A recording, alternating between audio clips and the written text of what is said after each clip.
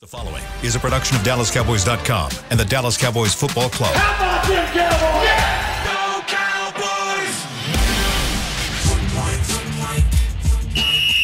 Let's go, baby! Are you ready for a break? Yes. Are you ready for a break? Absolutely. Ready for a break? Yeah, and so much for that. It's time for The Break on DallasCowboys.com. We were on the break! With Nick Eatman, Brian Broaddus, Ambar Garcia, and Derek Eagleton.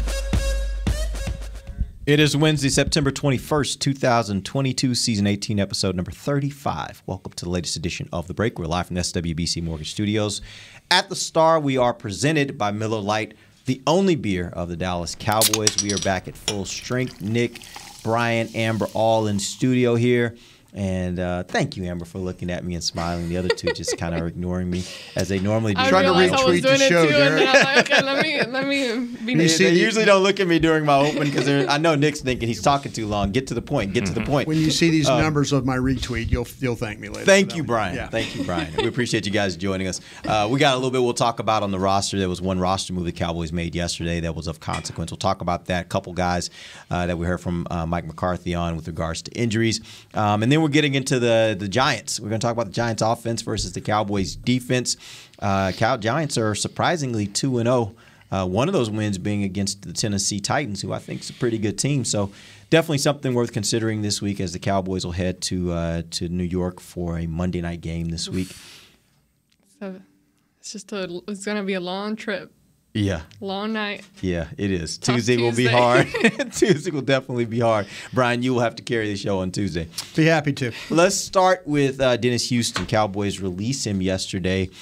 Big question is why? Because there are lots of reasons. Nick, I heard you this morning on 105.3 The Fan. You were kind of laying out some of those. What do you think is the biggest reason why Dennis Houston is no longer here? Not good enough to be a receiver on the team. I mean, that's the number one. I mean, I always said that I didn't ever see what the infatuation was with him. The only thing I liked about him is the fact that he was running with the one, so he's impressed somebody. But I never saw him make a whole lot of plays, honestly. And he might be back on the practice squad. I don't know what the status is, and he's a good, young developing player. But I don't think he doesn't do a lot of great things. I mean, he's just a good, solid player. I didn't see a lot of great hands. I didn't see a lot of great speed. He was just good player, and now they've got Gallup. Seems like he's coming back. So I don't know, and they're not going to cut Tolbert, obviously. So that's just kind of where it stood. He probably wouldn't have made the team right off the bat if Gallup was ready and James Washington ready. Yeah, I think Nick's right. I was when I was with you guys in camp. I understand because of the injuries and stuff why the guy got opportunity. And then I kept asking myself, why does he keep getting opportunity? Right. Yeah. Why does he keep getting the chances to run with the ones? Why does he keep, and it's one of those things where I think coaches and personnel guys, this is the problem. It's like you talk with each other in meetings. Well, that kid really knows what he's doing in these meetings. He's a sharp kid. Oh, really? Yeah, coach? Yeah, he's sharp. He does a good job. He knows what's going on. Well, how about Tolbert? Well, Tolbert ain't picking it up right yet. He's not picking it up as fast. So all of a sudden, these coaches have got you convinced that one guy is completely got everything ahead of him, and the other guy who you drafted and did all the work and really should be getting the opportunities is a bum or is not doing the job. And I just thought that's what was happening. I think there was somebody in the front office or the coaching staff that kept talking about Houston. And it's even when you listen to when they had interviews or they asked questions about him and stuff, that was a great route runner. Kid's a great route runner, good route. And I'm like, well, how about finishing a route? How about finishing a play? How about finishing? And I didn't see it enough. And it was surprising to me that he made the team. And but you learned who the 53rd and 52nd players were on your team.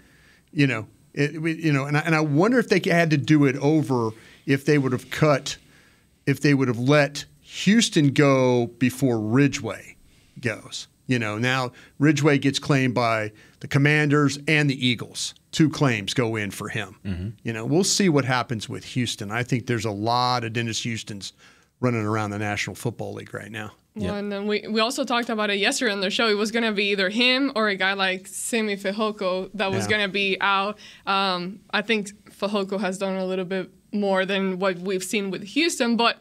And I know you'll get to this, Derek, but does that mean we're possibly expecting Gallup to get in this weekend? Mike. I know he's going to be practicing and seeing what he can do, but Mike is, he's talking about a full complement. It seems like to me this has been the plan all along. The reason to keep him off the PUP list was to be able to get him ready before 4 weeks, and here we are in the 3rd week, and this seems like the best time for him to get that opportunity. The way they're talking about ramping him up. Yeah, I'm fully expecting Michael Gallup to play.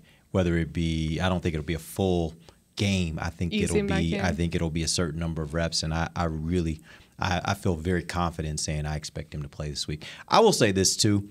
I do wonder if Dennis Houston became an example. And what I mean by that is, I think sometimes when you're in a position of leadership with a group of people, you will hold up, if there's a quality about something if there's a quality that you really want the rest of the team to aspire to, you'll kind of hold up a person who really has that quality.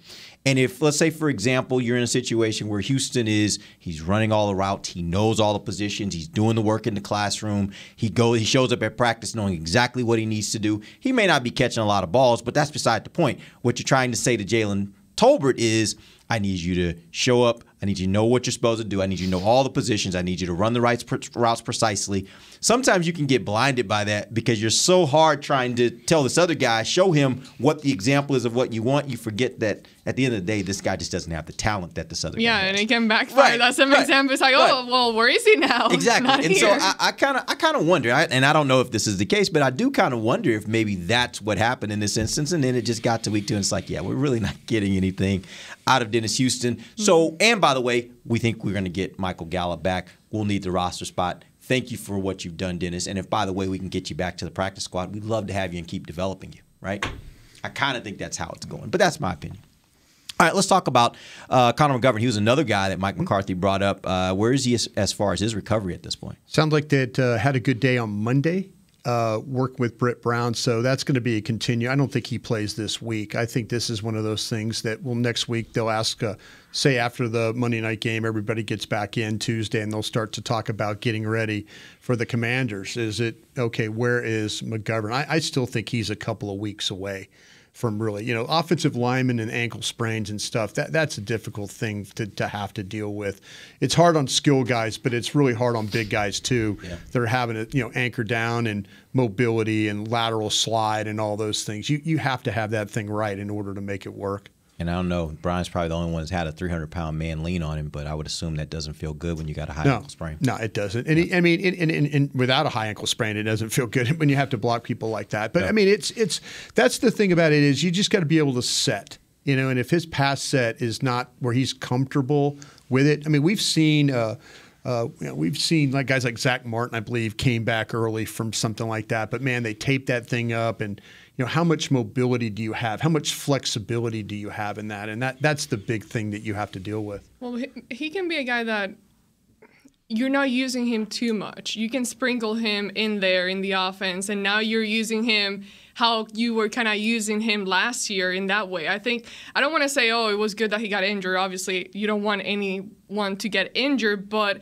I feel that this kind of helped you figure out more things with the offensive line. Now you see what you got in Farniok, and then now you got us more like, okay, when he comes back, could he help at fullback? Could he do those other things that we saw him do last year, which it's an extra added element that can help the offense. So hopefully he can return soon, and maybe not just full-time, just kind of part-time and do some things here and there. I wonder if the one thing that I'd like to see is Peters play left tackle and Smith play left guard. I would like to see that. I am more and more wondering if they're looking at this. I'm talking about the Cowboys brass. They're looking at this and saying, man, that rookie's looking kind of good at left tackle. No, I understand.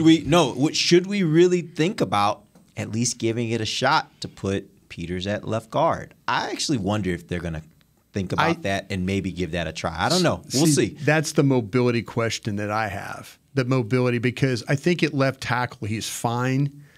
I wonder if you play him at guard in the second level stuff and the scoops and the reaches and stuff like that. When he has to go to his right, he looks like a 40-year-old offensive lineman. Is what he now run the ball going to the left behind him. He could come off, he gets into guys, and he just can mash you that way. It's the stuff going away that's a little bit of a struggle for him. When you watch the Bears tape, that's the thing. One of the only things that I said, man, if you're asking him to have to cut people off or scoop guys, it's a problem. He just doesn't have that foot quickness that he once had. And that's where I would ask the question, what are they getting from Farniok in that way? Because you and I talked about it yesterday. Yeah. I don't know how much I think Farniok, he was saved a lot last week by Cooper Rush getting rid of the ball quickly. They had a lot of guys. time. They had a lot. I mean, the whole line gets saved on things. Cooper did a nice job, and and Mike even brought it up this morning about the twist stunts and things like that both Farniok and Smith have to deal with. And they're young players. Yeah. They don't see it. I mean, there was a time when you watch like Ron Leary and Tyron Smith play, with each other there, and they wouldn't even talk. They just bam, bam, they pass stuff, and it just and now this group's kind of like, wait a minute, oh here we go. They're kind of it's kind of out of sync, and they're at set different levels, and but that's experience and that's playing together. And the injury to McGovern had I think a good training camp. The injury to him, I think, really hurt this football team from that, because I think he was going to be okay. Him and Smith were going to be okay there at left guard and left tackle. Nick, have you heard anything about Jason Peters anymore, about kind of where he is, his acclimation? They're going to just have a decision to make, I think, before they decide to play him. It's just what they think is the best group. Is he better than – is Tyler Smith going to be better than Farniok at left guard? And is he better? Just you got to evaluate all of that. And, to me, I just don't understand why you would bring in a guy like that with this kind of experience. There's other left tackles you can bring in that's not going to cause an issue like this. But he's a 9-time Pro Bowler, so you got to bring a guy in. And, I mean, he told you needed 2 weeks to get ready. It's been 2 weeks. But I just don't know where they view all that, and I just don't believe that 73. I don't believe Tyler Smith's going to have an issue moving to guard and then back to tackle. Man, Nick, you're exactly right. He hasn't. He's going to be fine. He's a rookie. Yeah. If this was one of those things, Larry Allen late in his career was like playing like left guard to left tackle, and you're like, wow, they just moved an all-pro guard to tackle. And you're like going, oh, okay, I get it. But, Larry Allen's just going to pop in a big dip and go just do it. This kid's got the same kind of demeanor. Same toughness. Tyron Smith played right tackle his whole first year, moved to left tackle, and he was one of the best in the league, if not the best. I mean, Flozell Adams played guard his first year, then played tackle. I mean, I think if you're smart and you've got good athleticism, just like you moved to tackle after missing all of offseason and he's looked pretty good, I think you look fine at guard, move him back. This just gives you a chance to have your best, biggest guys, because you're right, Cooper Rush, I mean, he gets the ball out quick, but he needs more, more time. He needs more, the running game was okay. The running game was okay, but it could be better, especially if you have a bigger guys in there. Yeah, and especially if as we go along here, team starts to have more tape on Cooper, maybe he can't do some of the things he likes to do anymore. Well, that's what I'm saying. Yeah. How does that affect your offense at that point? And you might need to rely on the run a little bit more, especially if you're thinking your defense is really the strength of your team. So are we actually expecting him? Because I know it all along it's been 2 weeks. Now we're going into week 3. Are we actually expecting him to get into the mix? Peters? The word I heard was he needed more conditioning. Yeah. That's the word I heard. The word conditioning came up. It wasn't about knowing what's going on or anything like that. The word was conditioning. Yeah, you played that long, you kind of know what's going on. Well, right? It also, you might be in a situation too where every win that Cooper Rush gets, it buys you time on Dak. We talked about that. Every win you get with Tyler Smith playing left tackle, it buys you more time to really see, like Nick was talking about, what you want to do with Jason Peters. And conditioning could be a situation of not ready to play the entire game. Yeah. So being out there, being active, maybe just elevate him from the practice squad this week. The Dennis Houston move, it could be a lot of things. It could be Gallup's ready. He's going to get all the reps this week, or Jalen Tolbert's. McCarthy said he was crushing it, so I don't know about that. But if he is, at least he could get to the point of actually getting a uniform enough to get on a uniform. That'd be nice. and then with Peters, it could be a situation where they need a spot where he's going to be on there, because another domino factor is Dalton Schultz. What if McEwen is the guy that needs to be elevated? Because Will Greer's got to be elevated. Yeah. So then you got to get another guy elevated. So there's a lot of factors involved. Yeah. All right, we're going to take our first break. When we come back, we're going to get into the New York offense versus the Cowboys defense. We'll do that in a moment. This is DallasCowboys.com radio. Todd thought it would be secure to jog in the cheetah savanna. Todd believed the big cat repellent he bought online was reliable. And now, Todd is trying to be faster than this cheetah that can run 80 miles per hour. But the good news is, Todd has AT&T 5G that is fast, reliable, and secure. And he learned the best thing to do is stop running and toss her the backpack with the beef stew. AT&T 5G. Fast, reliable, secure. It's not complicated. 5G requires compatible plan and device. 5G may not be available in your area. See att.com/5G for you for details.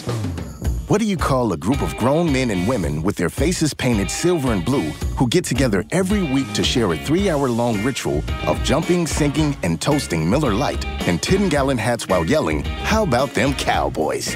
You call it Miller Time in Dallas. Here's to the Cowboys. Here's to the original light beer. It's Miller Time. Celebrate responsibly. 2021 Miller Brewing Company, Fort Worth, Texas. The Cowboys way, where 16 Hall of Famers and 5 championships shows us what success looks like. Where turkey is always the second best part of Thanksgiving Day. Where we are all defined by one single thing, the star. Where we as fans know it's our job to keep the tradition going. Bank of America is proud to be the official bank of the Dallas Cowboys and to support the quest of living life the Cowboys way. Copyright 2020, Bank of America Corporation. Little Sweet! Did you get to work on time? Yeah, but I just realized it's Sunday. Little Sweet says head on home. Dr. Pepper's on its way. So sweet, unique. Baby, there's nothing better. I bet you've probably done something that deserves a Dr. Pepper. Did you invest your nest egg in an NFT? Yeah, and I don't even know what that is. It's a non-fungible token. Everyone's done something that deserves a Dr. Pepper. Back to the break.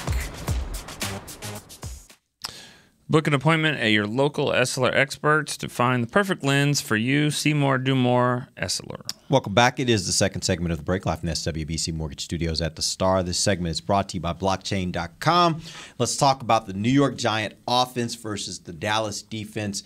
We'll start where we always start, Brian. Tell me about the best thing that this New York offense does. It's their coordinator now. It's Brian Daboll calling the plays is what it really is. And he's got Mike Kafka, who I absolutely love as his coordinator, but Brian calls the plays here.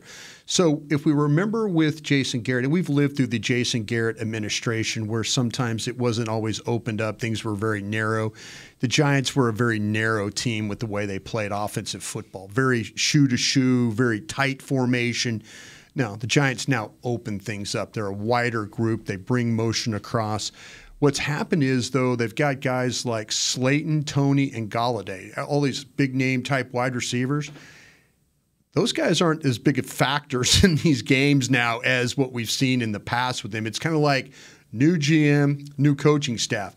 Oh, hey, David Sills and Sterling Shepard. I know Sterling Shepard's an older player. Richie James is a name. I mean, I was watching these guys. I'm like, who the hell is number 80? And it's this Richie James catching the ball for them. And, so they're kind of doing it their way. They're 2-0 saying, they're playing really good defense. They're trying to do things to not let the quarterback screw it up too much, because he has a tendency to get hit and fumble and all that. They're really trying to run Buffalo's offense. When you look at what they would do with Josh Allen, the read option stuff, pull it, and then go straight ahead with Daniel Jones. They're really trying to make Daniel Jones kind of a Josh Allen quarterback. So that, I think, is the play callers, the most impressive thing that they have. And they've got a couple of young tackles that I think are doing pretty well, but another one of those teams that struggles a little bit inside. Yeah, and talk to me more about that, the vulnerability. Where are they most vulnerable? Yeah, Evan Neal was drafted from Alabama, and he is a massive guy. He's the 350-pound guy. And if you watch the Tennessee game, he's a little bit over the top of his skis, when he's leaning and things. I think he played. Where do they have him right now, left or right? He's playing right tackle. Okay. So this is going to be, Parsons, Tank, anybody else that wants to get a run on that right side. I think he played better in the Carolina game with his pass set, but there's times where you could see him get overextended. They're going to try everything they can to help him. Andrew Thomas on the other side, I feel like, has done a really nice job. He was a first-round pick in 2020. He's gotten better.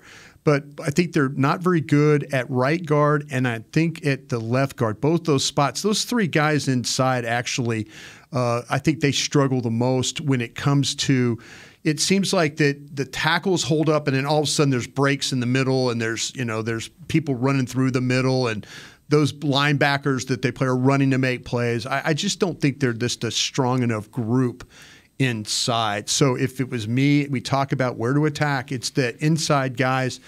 I think this Mark Glowinski is his name. He's the right guard. He's number 64. They got him from the Colts. I never really liked him when he played for the Colts, and I don't like him even more now when he plays with the Giants because I think like that he's going to struggle with some power. But on that right side, the guard and the tackle might be the two areas that where Dan Quinn says, okay, if we're going to rush this thing, if we're going to overload this thing like they did against Cincinnati, I think that's the direction that they might go. Is Barkley a problem? He is. I mean, yeah. I thought he was going to be like a generational player, and he's just been okay. He is, and he's finally healthy. And what they've figured out with him is now you got to get the ball to him in space, and he still has that ability. And it's never changed with him. It kind of goes slow, and then all of a sudden it explodes. It's like he's waiting for things to kind of set up. He had a hell of a day running the football against Tennessee. Oh, he took over that game. Yeah, he really, really, really did. And that was they needed him to do that. Man, Tennessee should have won that game though. My gosh, they did some of the stupidest things you'll ever see a team do. That kept the Giants in the game. But yeah, Saquon Barkley, he finally looks healthy. The explosiveness is there. It's like every time they hand him the ball, it appears it's like a 4 or 5 yard gain. I mean, that's the thing. It's like the tackle's made, it's a gain of 6. Tackle's made, it's a gain of 7. Tackle's made, it's a gain of 4. I mean, that's kind of like they don't have the negative plays that they've had in the past with him running the ball. The Giants have never been a team to fear, really. We just kind of dismissed them all the way. Not since you've been around. I remember back to the early 2000s when they were a little bit of a problem. But they were? Yeah, go ahead. Oh, yeah. Oh, well, I wasn't here then. But since I got here, it's never been a problem. Unless you got Blake Jarwin playing in the game. He usually... he was a giant killer, Not that for sure. he's been a problem, the Giants, but Blake Jarwin has always shined against the Giants. But my thing is, what's interesting that they do, and you kind of mentioned this, Brian, is kind of similar to what I feel Kellen Moore was able to do with the offense last week, catering to your quarterback. Yeah. He's not the best quarterback, but they're managing to kind of give him what he needs, let him be successful in based on his abilities and what he can do. Play to his strengths. Play to his strengths. So the one thing that did stand out to me, other than them not making too many mistakes, he's only thrown 1 interception. So they're conservative in that way. But going back to the running game, you guys talked about Barkley and all that, but let's talk about the defense, or like from what Dan Quinn can do, because the running game has been an area that we've seen them a little bit struggle. So I'm just curious, once you talk about a player like that and you put them against the Cowboys defense, which we know what they are, but could this be a week where they actually show more problem and issues in against the run? Yeah, this when you play against a team that has a back like Barkley and a quarterback and an offensive coordinator that's willing to play with deception and pull the ball, and say you got Barkley and he's running the ball well and all that. Now you're overloading. You're trying to get Barkley on the ground. You're trying to make Daniel Jones then pulls the ball and runs straight ahead, as everybody's collapsing in there. So that's a problem for you. This game is going to be this week is a lot about playing with your eyes and playing assignment football. And I know every week everybody says, it's assignment. But in this game particularly, with a quarterback that's pretty good as a ball handler and has ability to run the ball. This will be very much like when you get to play Philadelphia, down the stretch here, in a couple weeks, that a quarterback that has the ability to pull the ball and get positive yards out of it. So, Dan Quinn, you're going to hear when Dan Quinn's talking about, it's about It's about discipline. It's about playing with your eyes.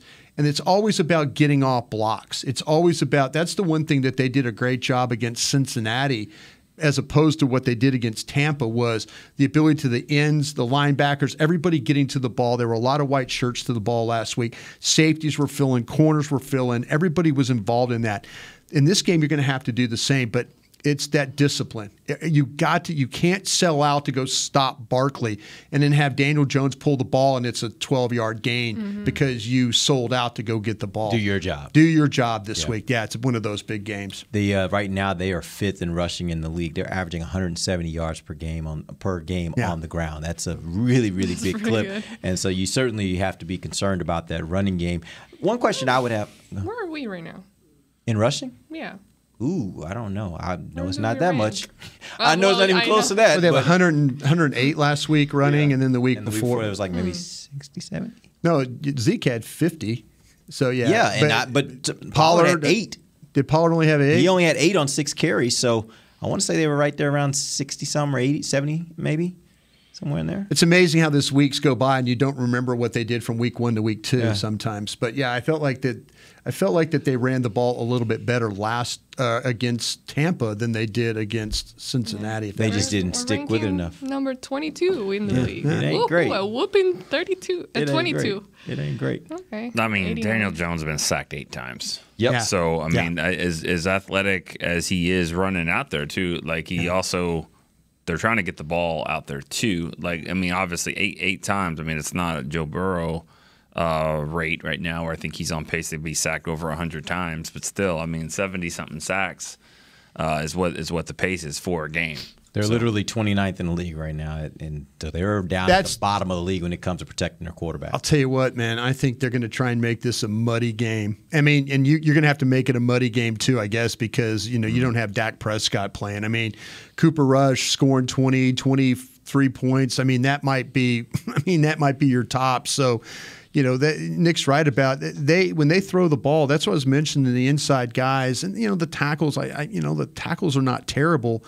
But if they run the ball and totally protect Daniel Jones in this game, and I mean protect him by not putting him back there throwing the ball, then it comes a little bit harder. Then on the flip side of that, you've got to they're going to slow this game down. So every possession you get, you got to find a way to get points. I mean, I'm not talking about touchdowns. Field goals against the Giants are good because they're not going to score. I don't think they're going to score a lot either. With their offense. I mean, he's been in his whole career. I mean, he's been the nicest quarterback in the league because he will just give you the ball. Yeah. He just says, "Here you go," and he does. He's had one interception this year. He's very friendly. He's a sweetheart, and he'll get the ball to you, and especially if getting harassed like that. Like I feel when I saw that 8 sacks.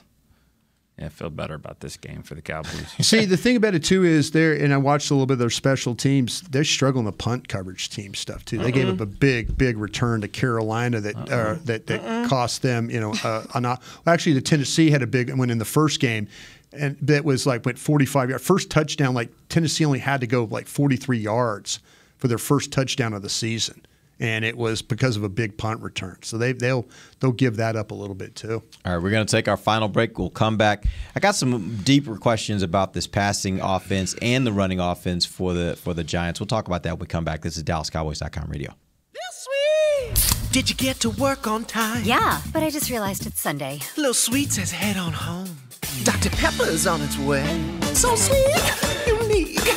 Baby, there's nothing better. I bet you've probably done something that deserves a Dr. Pepper. Did you invest your nest egg in an NFT? Yeah, and I don't even know what that is. It's a non-fungible token. Everyone's done something that deserves a Dr. Pepper. Todd thought it would be secure to jog in the cheetah savanna. Todd believed the big cat repellent he bought online was reliable. And now, Todd is trying to be faster than this cheetah that can run 80 miles per hour. But the good news is, Todd has AT&T 5G that is fast, reliable, and secure. And he learned the best thing to do is stop running and toss her the backpack with the beef stew. AT&T 5G. Fast, reliable, secure. It's not complicated. 5G requires compatible plan and device. 5G may not be available in your area. See att.com/5G for you for details. Brace yourself for an existential question. Has your butt been having enough fun lately? Have you been treating it well? Has it been going places? If not, then it's about time you start using SeatGeek. SeatGeek is the best way to get your butt tickets to live events. Just ask the thousands of other butts who have rated it the #1 ticketing app. So what are you waiting for? Download the app now or visit SeatGeek.com to get tickets to sports, concerts, and live events and make your butt happy. SeatGeek. Get your seat in a seat. What do you call a group of grown men and women with their faces painted silver and blue who get together every week to share a 3-hour-long ritual of jumping, sinking, and toasting Miller Lite and 10-gallon hats while yelling, "How about them Cowboys?" You call it Miller Time in Dallas. Here's to the Cowboys. Here's to the original light beer. It's Miller Time.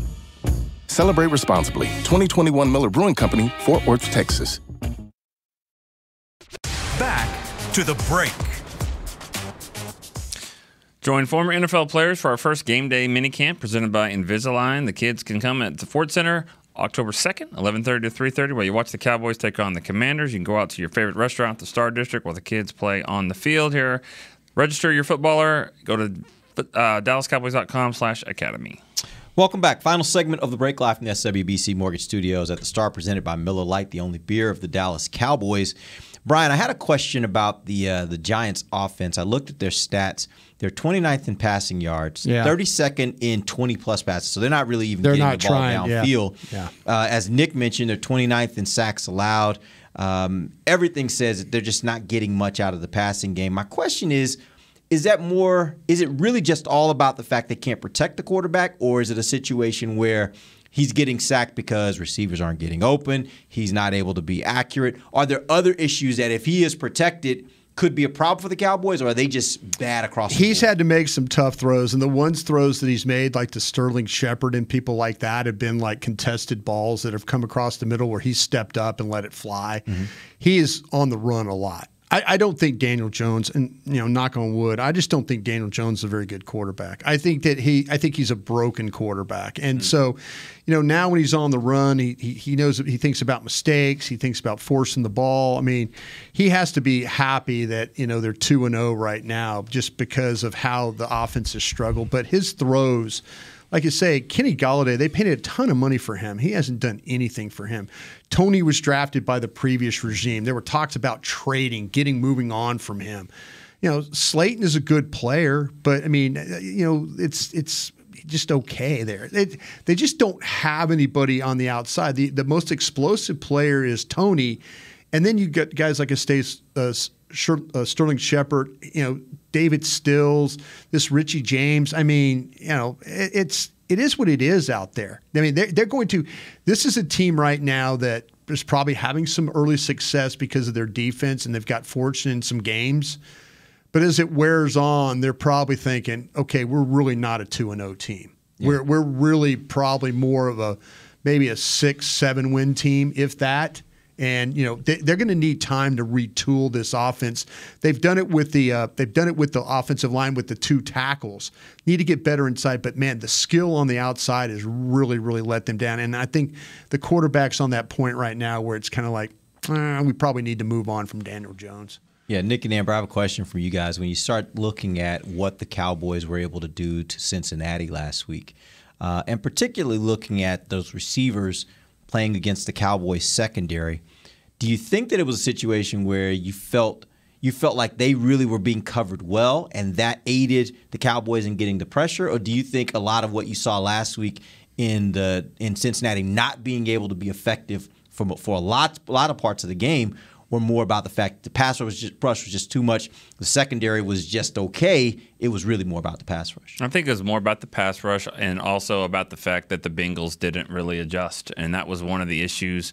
I said this on the radio. It's one of the issues they had with Frank Pollock as the O-line coach when he was here. He didn't always adjust. I mean, I don't know how many times Dak had to get hit with Chaz Green trying to block in Atlanta before you figured out you need to do something. And that same thing happened. They didn't really do that as much. The Bengals, and they held the ball more than they probably should have. I thought, as good as Brown and Diggs and those guys played, I think Micah Parsons really in that rush, it wasn't just him, but mostly him. I think they aided to all that as well. And so, I mean, if the Giants are going to play the same way and kind of hold the ball and see who wins in the line of scrimmage, then I don't think any receivers are really going to get open that much. Yeah, they could be in a situation real quick where, like you mentioned, that Cincinnati's answer was in the second half to try and run the ball because they knew their quarterback was going to get hit every time. I have a feeling that the Giants are going to do the same thing. The Giants are going to say, let's see how physical you can play. You got all these pass rushers. You got all these guys that are tall, linear players that are 244, 250 pounds. You know, your biggest guys are like with Bohanna and those guys. So if you're interested, I think they're going to make Dallas play their base defense. I think they are because if you get them in the nickel, this is where Dallas can win. Dallas can win when they have all their linear rushers in there attacking. You know, when the game gets out of hand and it turns into just a one-dimensional thing. I think the Giants are going to say, we're not going to let you hit Daniel Jones 8 times in this football game. You know, we're going to see, okay, let's see if you want to put your nickel package on the field and then try and stop the run of Saquon Barkley. That's what I think that they're going to try. I think they're going to try and wear Dallas down. And then it kind of worked for Cincinnati and a little bit in the second half. Dallas pass rush wasn't as effective.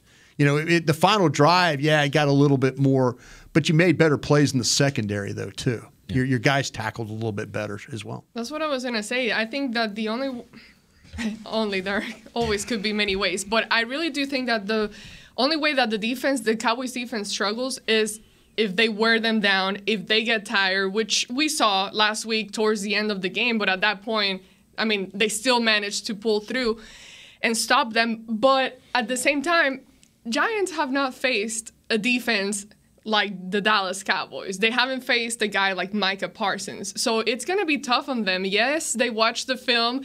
They know what's coming. And the thing is, and we keep talking about it on the show, now you're not just having to keep an eye just on Micah Parsons. We got on film all these other guys that can make plays and will make plays against you, and they're going to have to be worried about that too. So I think this is going to be a really interesting game, but I can't see, even though they can use the run the ball and all that, I just can't see them, like the Cowboys defense, not being able to control them and keep them under control enough for the Cowboys offense to be able to compete and try to score some points as well. If the Cowboys somehow can find a way to build a lead like they did against Cincinnati, it would make the Giants so one-dimensional where all of a sudden it's like, we got no choice. We got to throw the ball now. And now you're covering receivers that are, they don't have the Evan Ingrams anymore at tight ends and things like that like they used to in the past. So put the game in Daniel Jones's hands throwing the football,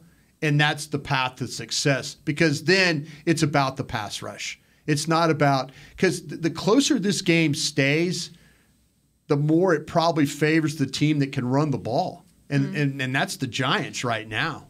Yeah, but I'll say this, Brian. I actually think, I think that's actually the way that they have to look at it. But I also think you're going to need more points than 14. I think 14 points in Cincinnati kind of scared them away from their run a bit and made them say, let's throw a little bit more. Let's get a little more aggressive. I don't think the Giants will do that. In the game against Tennessee, they were down by more than 14 before and they still had not abandoned the run, and it ended up working out for them. Yeah. I think this is just their offense, and they're just going to stick with it. And if they go down – by a lot of points, I expect they're still going to be using Saquon Barkley because that's the best thing that they do. Well, so you may not be able to scare them off of that. You're going to have to tackle all day. That's just going to be the way this game goes. Okay, if it turns into, I think Dallas's defense is good enough to where if they get a 17-point lead, that they're going to finish this game. Yeah, they'll finish. I know Cincinnati was rough at the end, but I feel like though you're talking about Joe Burrow as opposed to Daniel Jones. If you make him have to throw the ball to win this game, I think you find a way to win the game. So, Nick, if you are the Giants' offensive coordinator, what are you thinking is the best way to attack this Dallas defense? I think screens to Barkley. I think, short passes, get the ball out quick, go sideline to sideline a little bit, and maybe use Micah Parsons' aggressiveness against him. He likes to rush really wide. I think I've been trying to not. I mean, he's the head of the snake. I got to cut that off. And so if he wants to go wide like that, I think that I'm scheming things against him, or let him come up the field and rush underneath him. I mean, that's where I think the issue's got to be. I mean, you got to neutralize him, and if he's going to play to one side, that's where you have to call it that way. Hey, we're going to run here. We're going to try to trap him inside. This is where it gets interesting, and I like what Nick said there. But where it gets interesting is Wilson, Van Der Esch, Barr. Those guys. Okay, that's going to be the key now, because if they're going to set their protection to or away, or they're going to run away from 11, now it turns into, okay, where's 55, where's 6, where's 42? Those guys, and then who's at defensive end? Because then it turns into, okay, those guys they're going to ones that have to, if they say we can't run at 11, he's going to kill us. Okay, we need to run the other way. If Wilson, Van Der Esch, Barr, Armstrong, all those guys struggle, then that's going to be the recipe for the Giants, because they'll say we'll just keep running away from 11, as long as those others can't make plays. And they won't do it, because every offensive coordinator, I think, in the world has got a little bit of, they got ego to him. He's not going to switch it every single time. When Parsons lines up here, they're going to run here, and then the next time he runs over here, they're not going to switch their play call. They're not going to let him dictate it that much. They'll do it some, but I mean, I agree. The guys at the strength right up the middle, and I think Barr is huge to the success of Parsons. They didn't really have that last year. But now they do. Now they have some success in there. And they might switch it around. You might see Barr doing some rushing too. He didn't make the 4 Pro Bowlers because he was sitting in the middle of the field the whole game. He is a pressure player. Yeah. No doubt about it. Yeah, I actually look at this game and I'm like, if I'm them, I'm thinking, how do I get – and I know he made the tackle that saved the game last week. But I still look back to that week 1, and I'm like, I'm trying to run outside as much as I can. I'm going to at least challenge Diggs and make him show me that he's willing to take on Saquon Barkley if he's running out wide. Like, I'm going to make him do that. We even talked a little bit about Hooker and his ability to come up and run support. Like, I want to get those guys in situations, if I'm the Giants, where they got to tackle my big bull of a back. And let's see if they can do that. Yeah, they didn't do a very good job of getting Fournette on the ground and those things. And like I said, it's the thing about it is, if you're the Cowboys, you're doing everything in your power not to let the ball get to Diggs. It's about Barr playing. Barr didn't play worth a damn against Tampa Bay week 1. Wasn't his best week. And they didn't get anybody to fill the safeties where Curse was out or whatever situation. They didn't fill like they filled last week against Cincinnati. So if all of a sudden that the ball is getting the ball is getting to Diggs, something else bad is happening inside to you. Yep. All right, real quick before we end, I did want to also ask about the rushing game for the Giants. What do they tend to do most? Are they inside rushing? Because it kind of goes back to what we're talking about. Are they inside? Are they outside? What do they like to do most with Barkley? They're like they take the snap. If you watch Buffalo play and how they run the ball, it's the inside handoffs, it's the reads, it's the stuff like that. They'll bend the ball to the outside and things like that. Barkley is one of those guys who will take it inside and then he'll bounce. He'll bounce, or he'll take it and he'll jump, and then he'll jump into a hole, but it's inside. So it's not one of those things you say, oh, he's just going to bounce everything. No, he has the capability to press a hole, jump, and then get through another hole. But I'd say you're going to get a lot of read stuff. You're going to get a lot of hand it to him, let him go on the outside. Hand it to him, let him go on the inside, or the quarterback's going to pull and just straight attack. We've seen that. Very Buffalo-like with their scheme. Perfect. All right. We appreciate you guys joining us. We're back tomorrow. Tomorrow we'll jump into the New York defense versus the Cowboys offense. Obviously, so many storylines around the Cowboys offense. We'll talk about a few of those. Hopefully we'll have a little more update on kind of where some of these guys that are injured or coming back from injury, where they are in their return and how many may be ready for Monday night. We'll talk about that all tomorrow. Till then, for Nick Eatman, Brian Broaddus, and Amber Garcia, I am Derek Eagleton. This has been The Break, live on DallasCowboys.com radio. This has been a production of DallasCowboys.com and the Dallas Cowboys Football Club. How about this, Cowboys?